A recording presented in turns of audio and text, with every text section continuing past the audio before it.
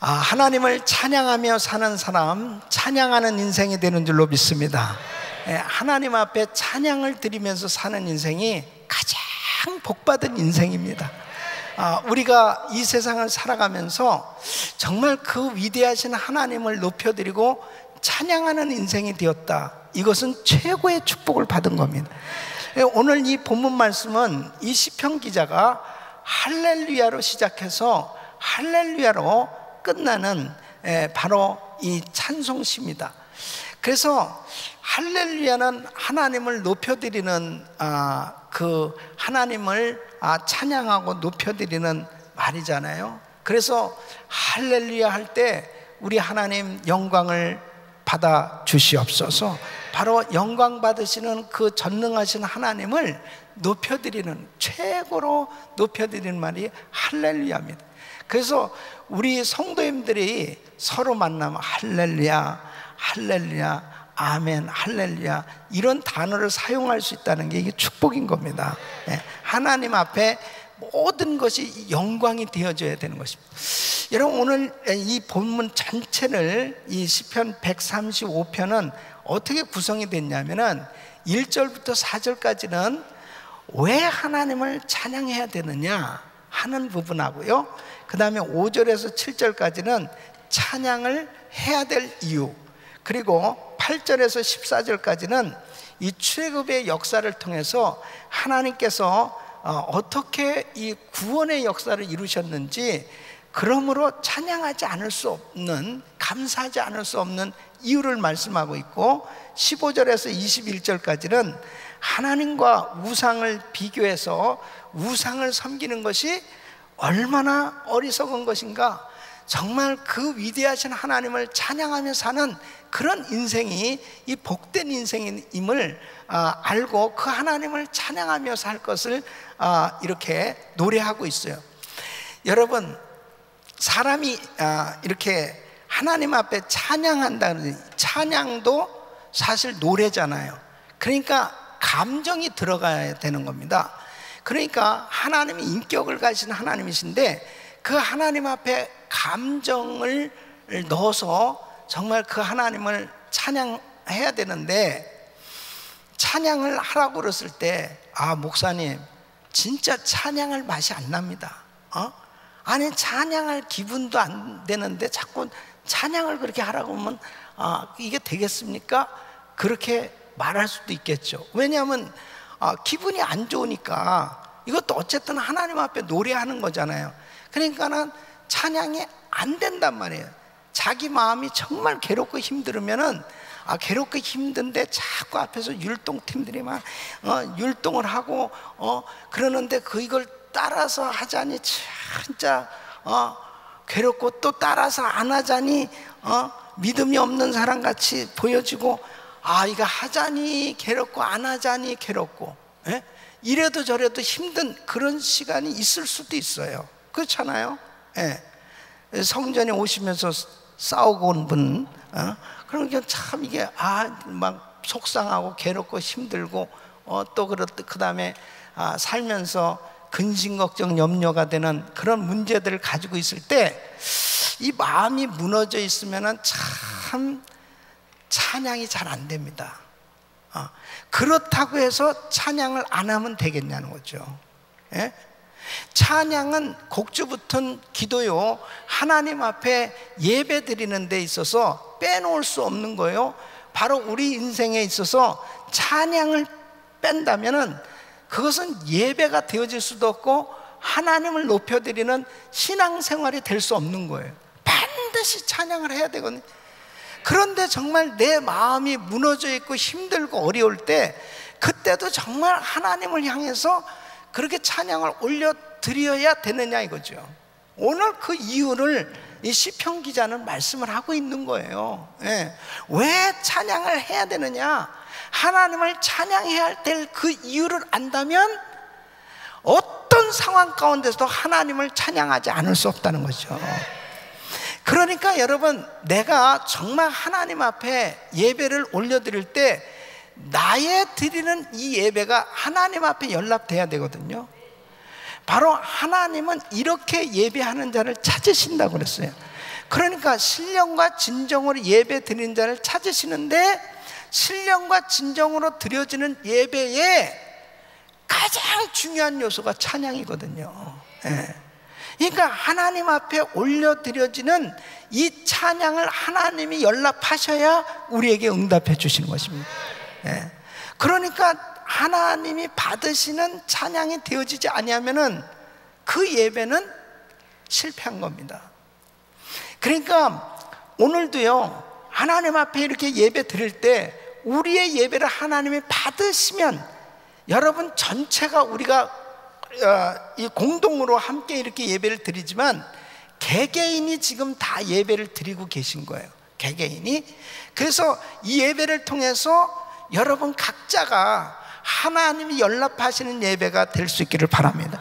그래서 그 하나님이 받으시는 예배는 반드시 그 심령에 놀라운 평강과 기쁨과 은혜를 부어주시는 것입니다. 이거 정말 상상할 수 없는 그런, 세상에서 경험할 수 없는 그런 은혜를, 그런 축복을 받을 수 있는 것이 바로 예배 시간이거든요.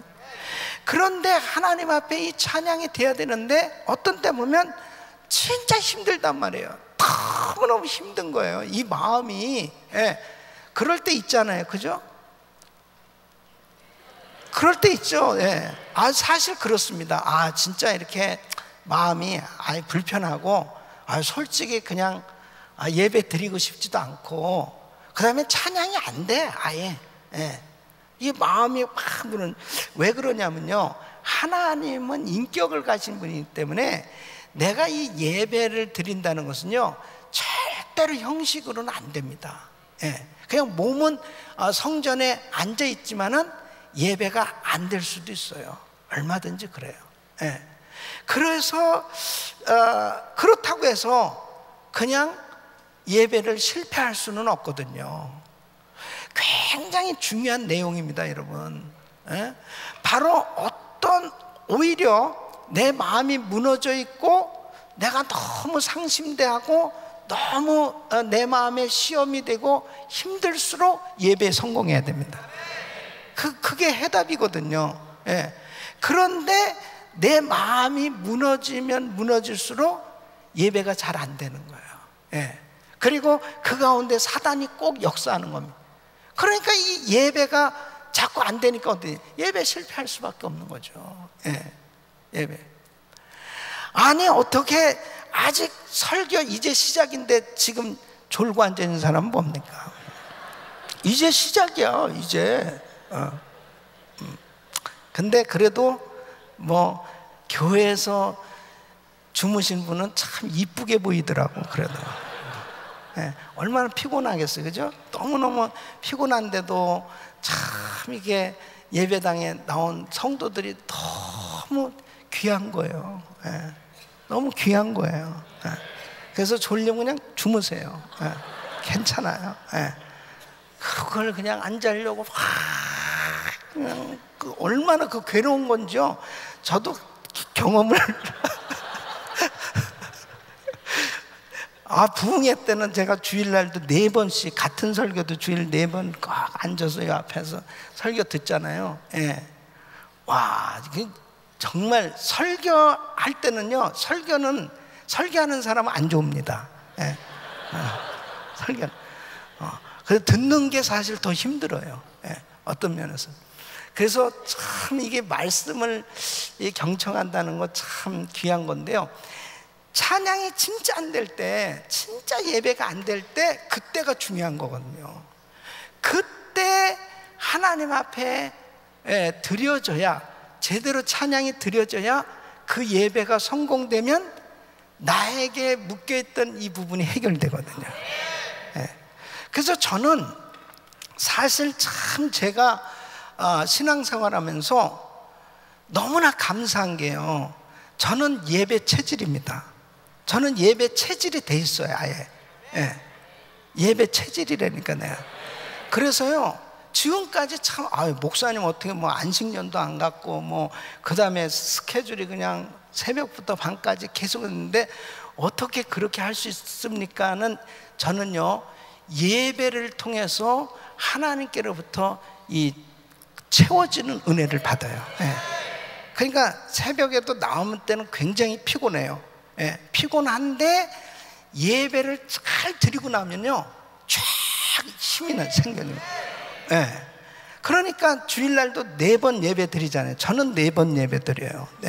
1부부터 3부. 근데 그 예배를 드리면서 제가 육신적으로는 물론 뭐 피곤할 수 있는데 영적으로는요 계속 예배를 드리는 가운데 이 리차지가 되는 거예요. 계속 충전이 계속 되는 겁니다. 그래서 예배 체질이 되잖아요. 그러면은 정말 항상 하나님이 부어주신 은혜 가운데 정말 충만한 은혜 가운데 살 수 있어요. 그러니까 영적인 사람은 영이 육을 지배해야 됩니다. 결단코 이 육이 영을 지배하는 날에는 그건 실패예요. 그래서 자꾸 뭐 이렇게 자꾸 그냥 육신을 좀 쉬어줘야 될 텐데 자꾸 이렇게 그래서 영적이지 못하고 육신적으로 휴식을 취하려고 하는 생각을 갖는 것은 나중에 지나고 나서 보면은 육신의 쉼도 없어요. 잘 안 됩니다, 그게. 그래서 예배에 성공해야 진정한 안식이 있어요. 믿습니까? 이것을 영적인 분들은 뭔지 아세요. 그래서 내가 예배가 잘 안 되잖아요. 그러면 그것만큼 괴로운 거 없습니다. 너무 괴로운 거예요. 영적인 사람들. 그런데요, 신기한 것은 인간이 영혼 육으로 구성이 되어 있기 때문에 내가 어느 순간에 성령을 받은 사람이 예배가 잘 안 됐을 때 괴로워요. 근데 예배를 한두 번 빠지고 그 다음에는 그냥 육신적으로 전락할 수 있어요. 성령으로 시작했다 육체로 마치려 하느냐처럼 그럴 때 그냥 괜찮아요. 그래도 괜찮아. 그냥 예배 안 드려도 막 괴로웠었는데 괴로운 게 거의 없어지고 그냥 안 드려도 괜찮다라고 하는 단계에 가면 위험한 겁니다. 그건 진짜 위험한 거예요. 그 다음에는 이상하게 과거에 끊었던 술도 한 잔 해보고 그 다음에 세상적인 그런 즐거움을 찾아보려고 애를 씁니다. 그 영락 없습니다. 육이 원하는 대로 끌려가게 돼 있어요. 그러니까 영적으로 충만하면 영이 원하는 대로 자꾸 끌려가게 되고요, 육이 충만하면 육이 원하는 대로 자꾸 끌려가게 돼 있어요. 그래서 여러분, 어떤 분은 그렇게 은혜를 받고 그냥 방황하기 시작하면서 완전히 교회를 떠나서 세상에 빠져서 몇 년, 10년이고 막 방황하고 그렇게 하다가 나중에 잔뜩 얻어 터지고 다시 돌아와가지고 간증하는 분들이 있어요. 그러니까 사실은 어떤 사람들은 목사님 나는요 뭐 그냥 이래도 안 터지는데 뭐 괜찮아, 그냥 막 이렇게 그냥 막 살아도 괜찮나, 맨 처음엔 그래요. 그러다가 그냥 세상에 빠져버린 사람도 있어요. 근데 영적으로 은혜가 있으면 조금만 내가 제대로 하나님 앞에 예배를 못 드리고 죄를 짓잖아요. 괴로워서 견딜 수가 없어요. 이 성령께서 막 근심하세요. 그리고 이 마음에 막 불편해서 너무너무 힘들어요. 그런 상태는요 그래도 충만한 상태입니다. 그게 영적으로 충만한 상태예요. 그 상태를 유지해야 하나님의 은혜 가운데 승리하는 삶을 살 수 있어요. 그래서 말씀을 들으시면서 예배를 드리면서 항상 영적인 이 민감함을 항상 유지하고 살 수 있는 거, 이거 얼마나 중요한 건지 몰라요. 이것이 잘 안 되면 예수를 믿으면서도요, 성령 받았다고 그러면서도 순인간적이고 세상적이고 세상적인 소리 하면서도 이게 전혀 느낌이 없어요. 이거 참 위험한 거죠. 역시 찬양을 드리는 것도 마찬가지입니다. 하나님 앞에 찬양을 드리는데 어떤 분은 그래요. 이 찬양팀이 좀 우리를 좀 어떻게 그냥 확 좀 뒤집어지게 만들어주든지, 찬양팀이 어떻게 좀 그냥 우리를 좀 충만하게 좀 만들어주면 좋겠다. 그런데요, 내가 준비가 안 되면 아무리 하나님께서 은혜를 주시려고 해도 안 된다는 거야. 그래서 반드시 중요한 것이 뭐냐면, 하나님 앞에 찬양을 드릴 때 이 찬양이 이게 잘 안 올려지네, 기도가 잘 안 되네, 예배가 잘 안 되네, 그러면요, 그때가 바로 경고의 시간이라는 거예요. 영적으로 다른 것보다도 이거 내가 이걸 빨리 해결해야 되겠다. 그래서 하나님 앞에 예배자로서 아름답게 드려질 수 있는 이 준비가 될 수 있기를 바랍니다. 그렇게 되면은 세상이 아무리 복잡해지고 어떻게 돼도요, 걱정할 거 없습니다. 하나님이 책임져 주세요. 하나님 책임져 주세요. 바로 노아의 때, 이 노아의 때와 같다. 이 마지막 때는 노아의 때와 같이 인자의 임함도 그러하리라 그랬어요.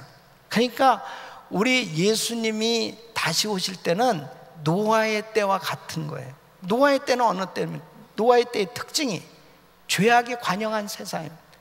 하나님이 인간 지으시면 한탄하셨다고 그랬습니다. 그만큼 죄악이 관영한 때가 되면 이제 주님 오실 날이 가까웠구나. 그런데 보세요, 그러한 세상 가운데서도 노아의 가정은 은혜를 입었더라 그렇습니다. 이게 중요한 겁니다. 노아의 가정 구원받았잖아요. 그래서 여러분, 우리 성도님들이 지금 누구나 다 공통적으로 지금 느끼는 게 뭐냐, 정말 세상 말세다, 주님 오실 때가 다 됐구나, 이런 것에 대해서 부인할 사람 한 명도 없습니다. 다 누구든지 그렇게 생각하고 있어요. 근데 진짜 준비하고 있냐 이거죠. 여러분들은 노아의 가정처럼 그렇게 구별된 은혜 충만한 삶을 살고 있냐 이거죠. 그러니까 지금 이 시대야말로 은혜 위에 은혜를 받는 가정, 그런 교회만 하나님이 구별되게 축복해 주시는 것입니다. 그렇지 않으면 다 미끌려 가는 게, 홍수로 심판할 때까지도 그 백성들이 깨닫지 못했다고 그랬습니다. 그러니까 주님이 오실 때까지 이 세상은 못 깨달아요. 사람들이 못 깨닫습니다. 아무리 선지자들을 주의 종들을 세워서 경고의 나팔, 경고의 메시지를 줘도요, 절대 못 깨닫습니다. 못 깨달아요. 그러니까 노아가 얼마나 하나님의 메시지를 전했겠습니까? 그리고 오래 참으셨다고 주님이. 근데 홍수로 다 멸하기까지 깨닫지 못하더라 그랬습니다. 그러니까 이 세상 사람들 못 깨닫는 거예요. 깨닫는 자가 복받은 사람입니다. 그 깨닫는다는 것은 예배에 성공해야 주의 음성을 들을 수 있죠. 그러니까 오늘 이 말씀은 바로 이 시편 기자가, 내가 지금 정말 괴로워서 찬양하고 싶지 않고 너무너무 힘들고 어렵다고 해서 그냥 찬양을 하지 않아도 되느냐, 그건 아니라는 거죠.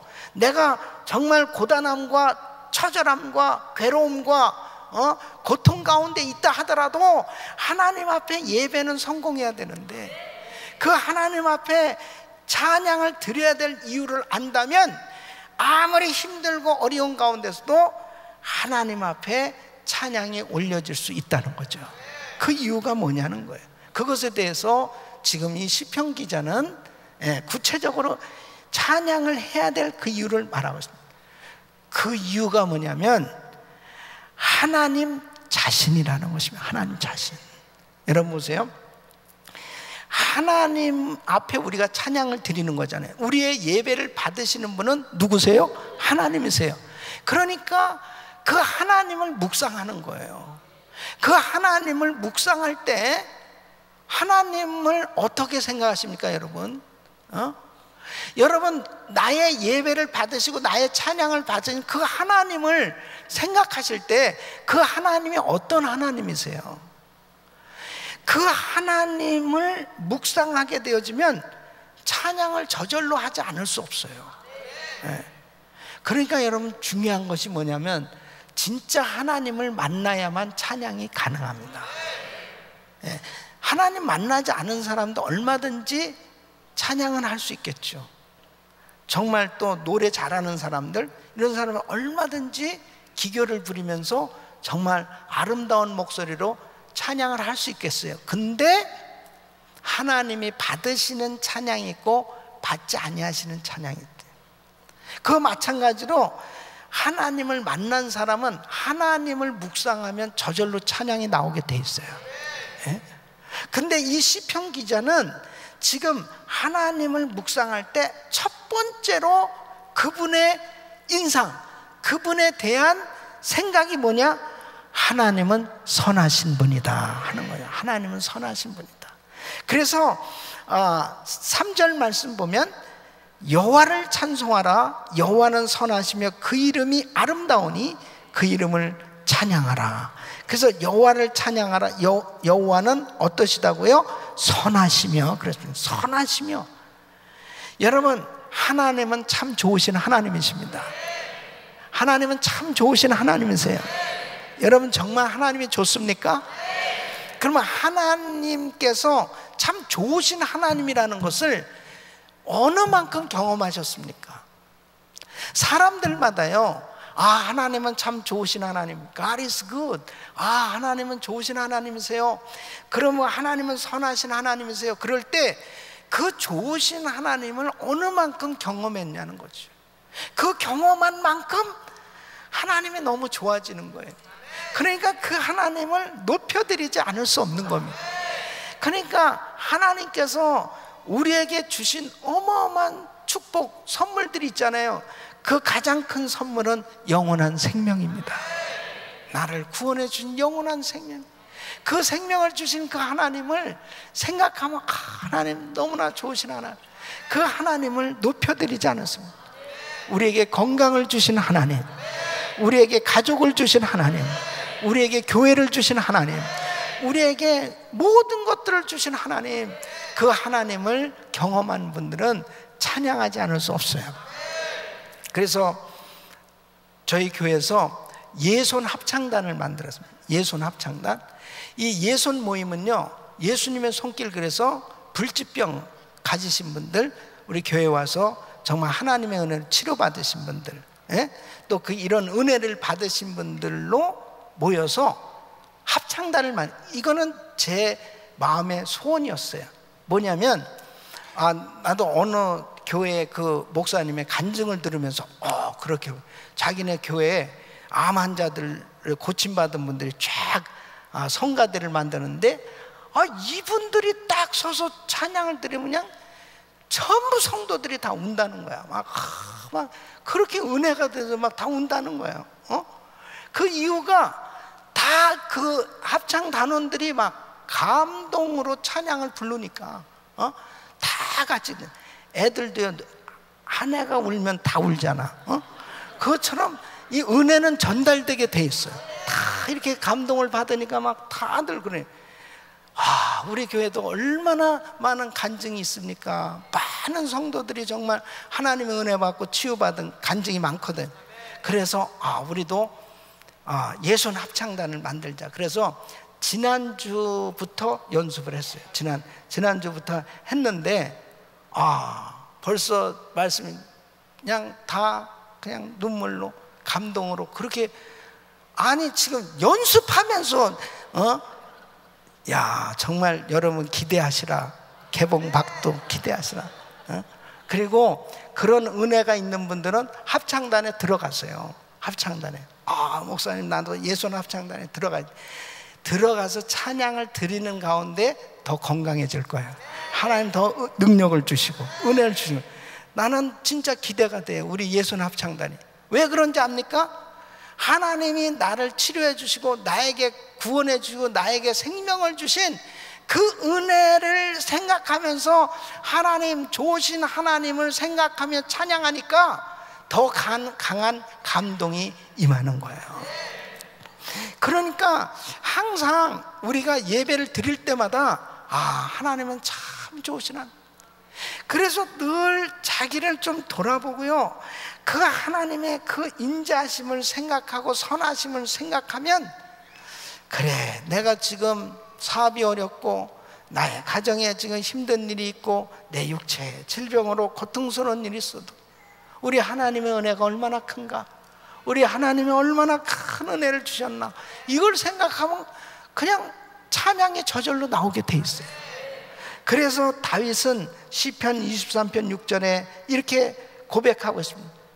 나의 평생의 선하심과 인자하심이 정녕 나를 따르니 내가 여호와의 집에 영원히 거하리로다. 지금 다윗은요, 이 시편 23편을 기록한 당시는 지금 쫓겨다니는 신세입니다. 너무너무 힘든 거예요. 그런데 믿음으로 여호와는 나의 목자시니 내가 부족함이 없으리로다. 그리고 그는 자기가 평생의 하나님의 선하심, 인자하심이 자기와 함께 하실 거라는 거예요. 그래서 내가 여호와의 집에 영원히 거하리로다. 여러분, 이런 은혜가 여러분에게 임하기를 축원합니다. 하나님은 참 좋으신 하나님. 그렇기 때문에 여러분, 아무리 힘들고 어렵고 고통스러운 일이 생겨도 그럴수록 더 하나님을 찬양해야 될 그 이유가 로마서 8장 28절, 우리 한번 같이 읽어보겠습니다. 시작. 우리가 알거니와 하나님을 사랑한 자 곧 그 뜻대로 부르심을 입은 자들에게는 모든 것이 합력하여 선을 이루느니라. 아멘. 하나님은 참 좋으신 하나님이세요. 네? 절대 예수 믿는 사람들 망하지 않습니다. 네? 망한 것 같고 안 된 것 같고 실패한 것 같고 끝장난 것 같아도 그렇게 보일 뿐이지 예수 안에서는 망하는 법이 없습니다. 네? 믿습니까? 모든 것이 합력하여 선을 이루느니라. 네? 합력해서 결국 지나놓고 나서 보니까 아, 이게 다 복이네요. 아, 이게 축복이었네요. 아, 하나님이 이래서 이렇게 하셨군요 라고 간증하게 돼 있어요. 단 여러분들이 주님에게만 딱 있으면, 네? 단지 여러분이 참된 예배자로만 있으면 이렇게 되는 거예요. 네. 힘들다고 어렵다고 고통스럽다고 주님의 선하심을 인정하지 않냐고 주님을 멀리하면 절대 안 됩니다. 네. 그렇다고 해서 예배 빼먹고 예배 안 드리고 찬양 안 하고 절대 그러면 안 돼요. 여러분 보십시오. 야고보를 칼에 맞아 죽게 하신 하나님은 선하신 하나님이세요. 야고보를 칼에 맞아 죽게 내버려 두신 하나님은 선하신 하나님이세요. 아멘이 현창군요. 네, 죽지 않으려고 아멘이 현창군. 베드로를 감옥에서 건져내신 하나님은 선하신 하나님이세요. 스데반을 돌에 맞아 죽게 내버려 두신 하나님도 선하신 하나님이세요. 믿습니까? 스데반 돌에 맞아 죽은, 왜 하나님 돌에 맞아 죽게 그렇게 내버려 두십니까? 왜 야고보를 칼에 맞아 죽게 내버려 두십니까? 하나님은 선하신 하나님이 아니신 것 같아요. 그렇게 생각할 수 없어요. 지나놓고 나서 보니까 스데반의 순교 때문에 위대한 사도 바울이 탄생했고, 야고보의 순교 때문에 안디옥 교회가 세워졌고, 세계 선교가 이루어진 걸 믿으시기 바랍니다. 그러니까 모든 것이 정말 하나님의 섭리는 너무너무나 놀라운 거예요. 정말 좁은 식견 가지고 좁은 시야를 가지고 그 인간적인 판단을 하고 앉아 있으니까 아예 하나님에 대해서 어쩌고 저쩌고 그러죠. 하나님은 선하신 하나님이세요. 그 하나님을 우리는 인정해야 됩니다. 저는 이 동성결혼 합법화가 된 것에 대해서 가슴을 치면서 너무너무 안타까워하고 있지만, 기도하면 할수록 하나님의 타임 스케줄이 지금 계속 하나님은 일하시고 계시구나.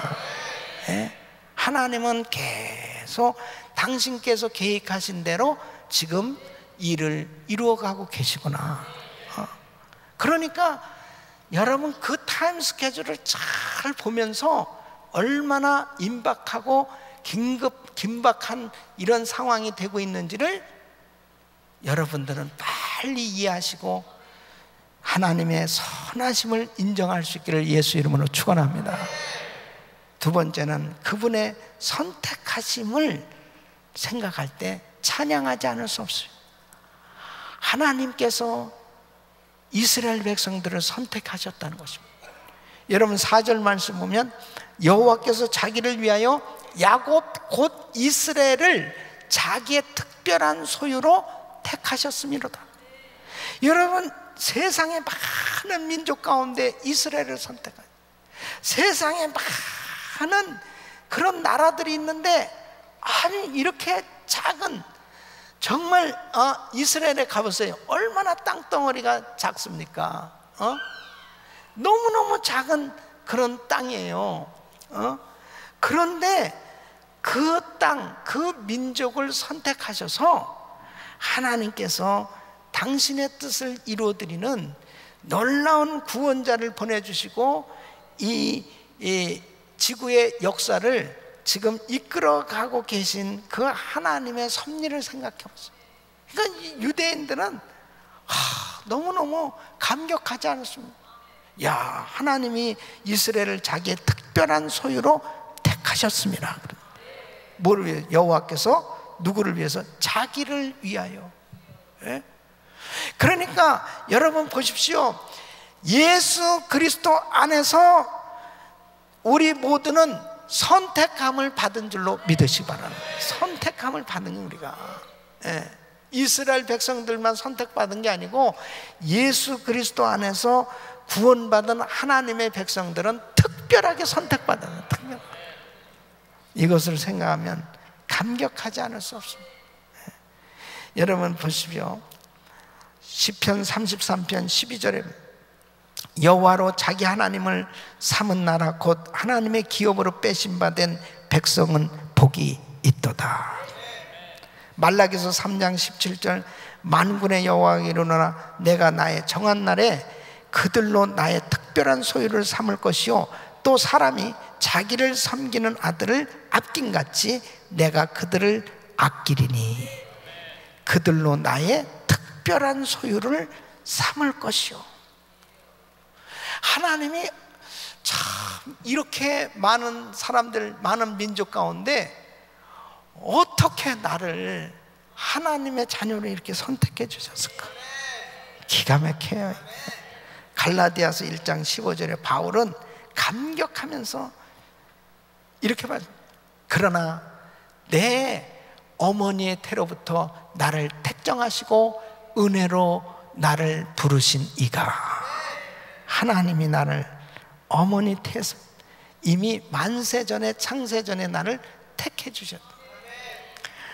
그러니까 지나놓고 나서 보니까요, 참 내가 불신자로 이렇게 지냈을 때는 난 그냥 택함 받지 못한 사람이라고 생각할 수 있잖아요. 근데 예수 믿고 나서 보니까 이미 하나님이 선택해 놓으셨던 거예요. 그때가 돼서 나를 이제 예수 믿게 그렇게 역사하신 거거든요. 그러니까 하나님이 나를 선택해 주신 게 이게 얼마나 감사해요. 여러분 이런 예가 있어요.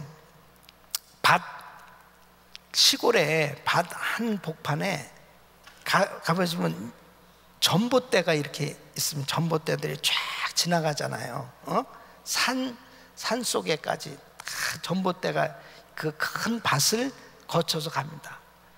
그러니까 그 농사 짓는 밭 주인은 이 전봇대가 말이야, 이게 기경을 이 밭을 갈고 추수를 하고 이럴 때마다 이 전봇대가 불편한 거야. 이 전봇대는 참 미움을 받는 거죠, 그죠? 이놈의 전봇대, 이건 저쪽으로 가든지 이렇게 하지. 이게 왜 여기 있어가지고 이게 갈거락치냐? 그래서 전봇대가 우울했대요. 진짜 나는 별로 인정을 못 받고 있구나, 사랑을 못 받고 있구나, 나는 쓸모가 없구나. 근데 누가 와서 이 전봇대한테 자네가 얼마나 큰 사명이 있다는 걸 아냐, 그러면서 그렇게 설명을 해주더랍니다. 이 밭에는 별로 당신 쓸모가 없는 것 같지만은 지금 저 그 발전소에서 수십 마일 있는 곳에서부터 그 전기를 가져와 가지고 깜깜하게 진짜 아주 힘들게 살아갈 그 민가까지 너 때문에 그 전기가 거기까지 공급되고 있으니 얼마나 큰 사명을 감당하고 있는가. 그때서야 이 전봇대가 할렐루야 하나님을 찬양한다. 여러분, 참 우리가 그래요. 아이고 뭐 제가 뭐 할 게 있습니까? 뭐 교회를 위해서 뭐 그렇게 크게 아유 하나님의 나라를 위해서 뭐 그게 크게 할 게 있습니까? 아니에요. 여러분들은 큰 축복을 받은 분들이에요. 정말 큰 사명을 받은 분들이에요. 그래서 주님이 이렇게 말씀하시는 거예요. 우리에게, 우리를 주님께서 건져주신 이유, 택해주신 그 이유가 뭐냐? 베드로전서 2장 9절 우리 한번 같이 읽어보겠습니다. 베드로전서 2장 시작. 그러나 너희는 택하신 족속이요 왕같은 제사장들이요 거룩한 나라요 그의 소유가 된 백성이니 이는 너희를 어두운 데서 불러내어 그의 기이한 빛에 들어가게 하신 자의 아름다운 덕을 선포하게 하려 하심이라. 아멘. 왜 우리를 왕같은 제사장으로, 하나님께서 택하신 족속으로 이렇게 구별해서 세워주셨냐? 바로 아름다운 덕, 하나님의 아름다운 이 복음을 전파하게 하시기 위해서 우리를 세워주신 겁니다. 그러니까 우리는 그리스도의 대사들입니다. 우리는 그리스도의 증인들이에요. 우리가 아니면 예수님을 자랑할 사람이 없는 거예요. 예수님을 전할 사람이 없는 거예요. 우리가. 그러니까 우리 굉장한 사람들입니다. 예수님이 우리를 정말 이렇게 축복해 주신 그 이유가 뭐냐? 예수님 전하라고요. 내가 하는 일을 통해서 예수님이 전해주면, 예수님 알지 못하고 살아가는 사람 얼마나 많이, 그 사람이 예수님 전해주면 그 사람 살아나는 거야. 저는요, 제가 너무너무 하나님 앞에 그냥 감사하는 게 뭐냐면, 하나님 나를 어떻게 해서 이렇게 선택해 주셨냐 이거야. 여러분이 생각해도 그렇죠. 나는 진짜 선택받았어요. 나는. 그러면은 여러분은 어때요? 저만 선택받았습니까? 목사님 좋으시겠네. 목사님은 그렇게 선택받았어요. 그러면 여러분은 어떻습니까? 그때는 미투 그러세요. 네. 여러분, 우리 모두가 선택받은 거야. 이 성전 안에 계신 모든 분이 하나님의 존귀한 하나님의 백성들입니다. 하나님께 다 선택받았어요. 그래서 우리를 통해서 이 복음이 전해지는, 내가 하는 일을 통해서 예수님이 전해지는, 이게 어마어마한 이 사명입니다. 이게 누구도 할 수 없는 거예요. 어떤 누가 합니까? 예수 믿은 우리를 통해서 예수님이 전해지는 거예요. 그래야 그 사람들이 사는 거거든요. 이 세상 사람들이 사는 거예요. 그러니까 우리가 얼마나 귀한 존재입니다. 부지런히 전도하시길 바라며, 부지런히 예수님 자랑하시기를 바라며, 계속 입만 열면 예수님 자랑하는 거예요. 계속 우리 예수님이요 이러시고요, 우리 예수님이 이러시고요, 우리 예수님이 이것도 해주셨고, 우리 예수님이 이것도 해주시고, 우리 예수님이 이렇게 축복해 주셨고, 계속 자랑해 보세요. 그러면은 자랑할 수 있는 삶이 되게 해주신 거예요. 내가 모든 사람들 앞에서 나를 시인하면 나도 천사와 아버지 앞에서 너희를 시인하리라 그랬습니다. 어떤 사람들은 그렇게 은혜와 축복을 많이 받고요, 시침이 뚝 띄고 사는 사람들 많아요. 그렇게 축복을 많이 받았는데 하나도 못 받은 사람처럼 그렇게 사는 사람이 있고, 어떤 사람은 진짜 뭐 조금 받은 것 같아. 근데도 와, 진짜 진짜 우리 하나님이요, 너무 좋은 하나님이에요. 진짜 하나님이 이렇게 어마어마하게 하나님이 이렇게 축복해줘요. 저는 정말 내가 생각하는 내가 제일 축복받은 사람이고요, 우리 교회에서도 그냥 내가 제일 사람들 와, 이분이 어떤 분인가 그렇게 부러워하잖아요. 그러니까 예수님을 자꾸 높여드리면 자기가 그렇게 복받은 인생들, 그렇게 복을 많이 받고도 진짜 시침이 뚝 뛴, 그러면 주님도 시침이 딱 뛴다. 좋다 그래, 나도 너한테 이제 더 이상 그러면 어떻게 돼요?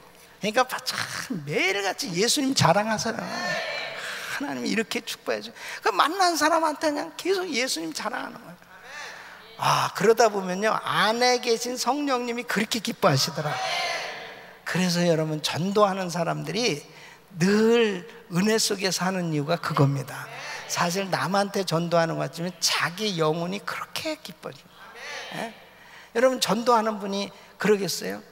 아, 사실이요, 제가 뭐 예수 믿어 별로 잘된 것도 없고요, 그냥 피곤만 하고, 그렇게 얘기하는 사람이 자기 힘들어도 정말 예수님 때문에 내가 이렇게 복 받았다고. 예? 여러분, 선택함을 받았다는 것 하나님의 큰 축복입니다. 세 번째는 광대하심과 권능이에요. 자, 5절 6절 한번 같이 읽어보겠습니다. 시작. 내가 알거니와 여호와께서는 광대하시며 우리 주는 모든 신보다 높으시도다. 여호와께서 무릇 기뻐하시는 일을 천지와 바다와 모든 깊은 데서 다 행하셨도다. 아멘. 여러분, 세상에 사람들, 우상을 섬기는 사람들 참 기가 막힙니다. 그냥 그거 참 남의 종교를 비하하는 것 같아서 그러나 뭐 어떻게 해요? 사람들이 그냥 만들어 놓은 거 가지고 거기에다가 이 신적 개념을 집어넣는 거예요. 그래가지고 진짜 이분이 나를 보호해 주시고 내 인생을 책임져 주실 분이라고 그렇게 믿는 거예요. 그래서 나무 밑에서도 절하고, 조각상을 만들어 놓고 절하고, 돌로 만들어 놓고 절하고, 그러면서 그걸 그렇게 믿는 거예요.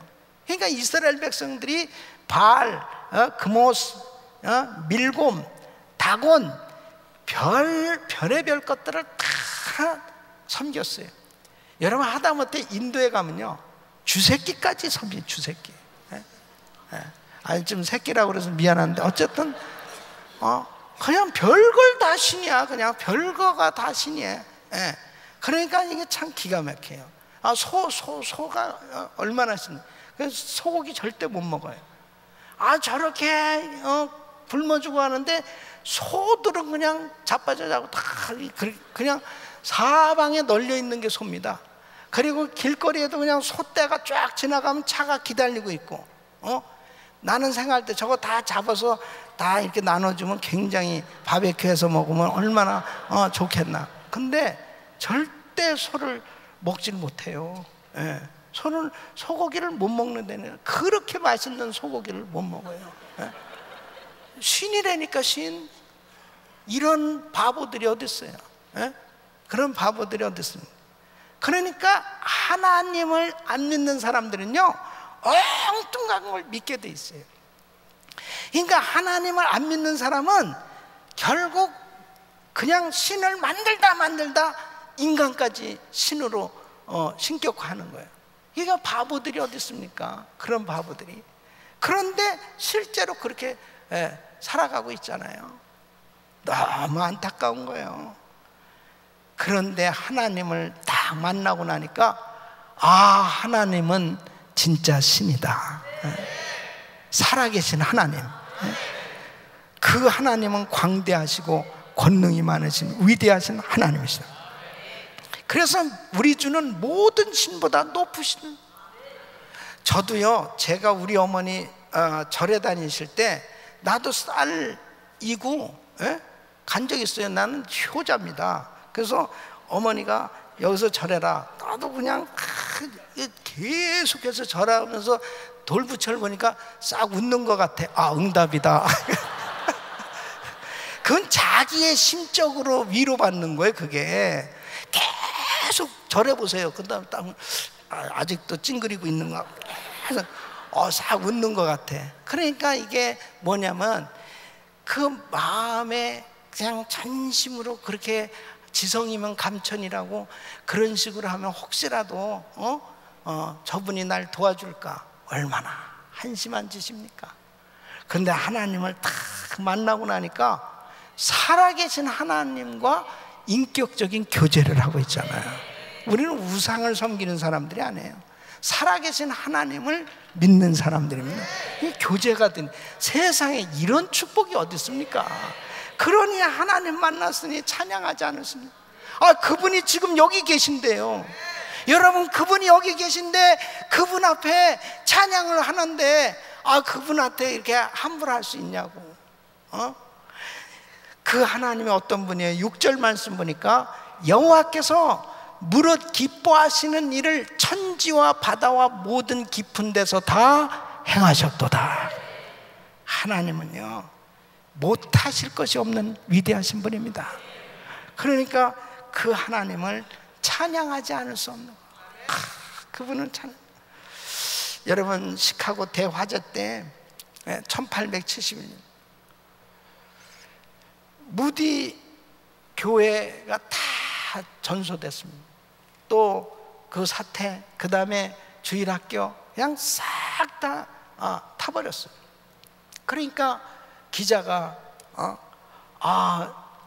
무디 선생님은 그렇게 정말 하나님은 위대하시다 그렇게 말씀을 전하지 않습니까? 그렇죠. 그런데 어떻게 거룩한 성전인 교회가 저렇게 불타도록 하나님이 내버려 두시는 겁니까? 그랬을 때 이 무디 목사님이 뭐라고 말했냐? 저는 벌써부터 기도를 했습니다.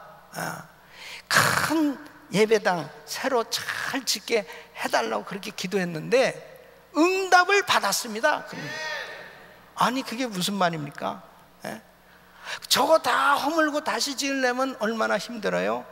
그러니까 싹 그냥 태워버렸으니까 다시 짓기만 하면 되는 거 아니냐고.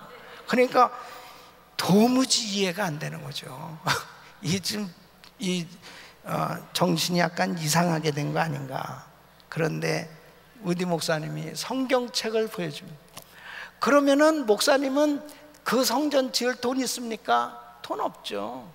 그러나 수표는 없지만, 은행에 돈은 없지만 모든 것을 다 주시는 위대하신 하나님의 말씀이 여기 있습니다. 근데 진짜 져줬잖아요.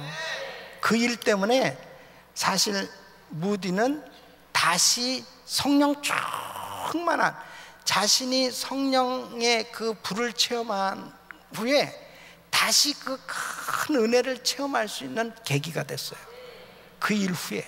그리고 영국에 가서 영국의 대부흥을 휩쓰는 그런 엄청난 사역을 이루고요. 그리고 하나님의 은혜로 이 새 성전이 건축됐어요. 여러분 보십시오. 하나님은 정말 위대하신 하나님이세요. 그래서 우리의 삶의 여정에 아무리 정말 죽을 것 같고 힘들 것 같고 어려울 것 같아도 바로 그 하나님의 위대하심을 인정하고 믿으시기를 예수 이름으로 축원합니다. 오히려 가장 절망스럽고 고통스럽고 힘들수록 그때일수록 여러분의 입술에 그 하나님은 위대하시다고 자랑하고 높여드릴 수 있기를 바랍니다. 7절 말씀을 우리 한번 같이 읽어보세요. 7절 시작. 안개를 땅끝에서 일으키시며 비를 위하여 번개를 만드시며 바람을 그 곳간에서 내시는도다. 아멘. 얼마나 위대하신 하나님. 정말 그분의 손끝에 다 모든 인류의 역사가 달려있어요. 내 개인의 인생사도 그분의 손에 달려있어요. 그렇기 때문에 바로 그 하나님의 그 위대하심, 광대하심, 그 권능을 높여드리시고 바로 그 하나님을 마음껏 찬양하시기를 예수 이름으로 축원합니다.